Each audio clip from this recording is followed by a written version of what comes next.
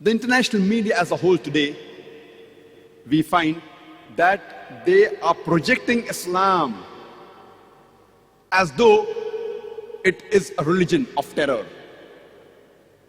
It's a religion which does not want peace to prevail. And unfortunately, we Muslims, unfortunately, we aren't really replying to this international media, and there are various techniques that are used by this international media to project Islam in a wrong way.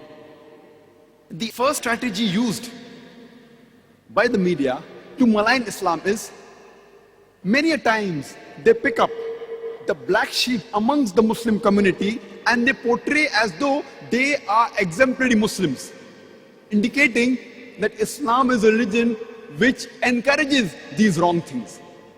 We have to agree that there are black sheep in our community.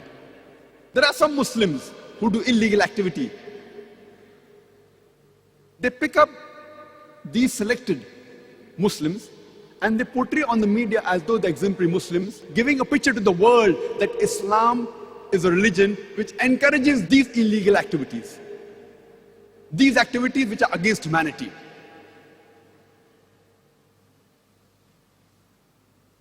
And all of us know today that the international media says that the Islamic madrasas should be banned. Why? Because they produce human beings who cause terror, who disrupt the peace of this world. Alhamdulillah, I know thousands of people, human beings, who have passed from Islamic madrasas. I don't know a single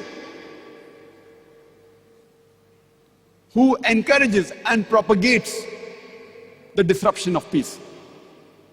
That does not mean that there will not be any Muslims who have passed from madrasa who may be propagating wrong things. There may be a few. Surely it will be less than 1%. But the media portrays these Muslims as though they are exemplary Muslims, and as though a person who passes from madrasa is an exemplary student who disrupts peace in this world. History tells us today that the human being that has killed the maximum number of human beings in this world, who is he? Who is the man who has killed the maximum human beings in this world? Who is that person? Who is he? Hitler. You don't get an award for that. It is common knowledge. Hitler. Which madrasa did Hitler pass from? From which madrasa did Hitler graduate?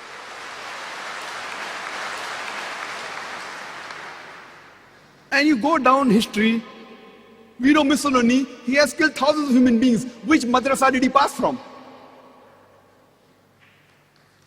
We know today that the mafia, the top drug dealers in the world, which madrasa did they pass from? You take a list of all the top criminals in the world, not what the media portrays. Actually, if you have proof, what they've done is wrong. I'm not bothered what the media portrays, who is terrorist number one, etc., without any proof. But those who have been imprisoned, those who have been proved to be causing disharmony in this world, if you check the background, you will not even find 1%, 0.1% of them who have passed from madrasa. They have passed from these universities, the one that even I have passed from. Fortunately, unfortunately, even I have passed from the normal formal education system. I have passed from Bombay. After doing my schooling, I have passed from medical college. Same, like a normal doctor. So this is how the media picks up black sheep of the community and portray as though they're exemplary Muslims. If a person wants to judge Islam, he should not judge Islam based on what individual Muslims do or what the Muslim society does. If you want to judge about the religion of Islam, you have to judge according to the authentic sources.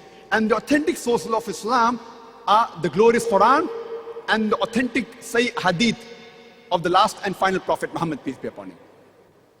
And I challenge anyone, any human being, to point out a single teaching from the Quran or the Sahih Hadith which is against humanity as a whole. Imagine you want to test how good a car is. And the latest car in the market, Mercedes 600 SEL, has been launched. And a person who does not know how to drive the car, he sits behind the steering wheel and he bangs up the car. Who will you blame? The car or the driver? Who will you blame, the car or the driver? But naturally the driver. If the driver does not know how to drive the car and he bangs up the car, you will not blame the car. If you want to judge how good the car is, you will have to look at the specification of the car. What is its pickup? What are the safety measures? What is the speed? What is the gear ratio? And then you can tell how good the car is. And really, if you want to have a test drive, you put behind the steering wheel an expert driver. Similarly, if you want to observe any Muslim regarding how good Islam is, the best example we have is Prophet Muhammad Sallallahu Alaihi Wasallam. Don't look at me. Don't look at me how good Islam is. Don't look at the other Muslims or what the individual society does. Look at an expert driver or a person who knows how to follow Islam in totality. And that was the last and final messenger, Prophet Muhammad Sallallahu Alaihi Wasallam. The other strategy used by the media to malign Islam is they quote many verses of the Quran out of context. And one of the most common verses quoted by the critics of Islam is Surah Tawbah, chapter number 9, verse number 5, which says, wherever you find a kafir, you kill him. And if you open the Quran, that verse is there, the translation is there. Wherever you find a kafir, you kill him. But it is out of context. They quote verses of the Quran out of context. They quote hadiths out of context.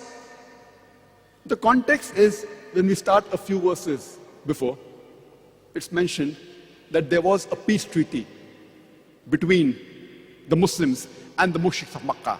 And this peace treaty was unilaterally broken by the mushriks of Makkah.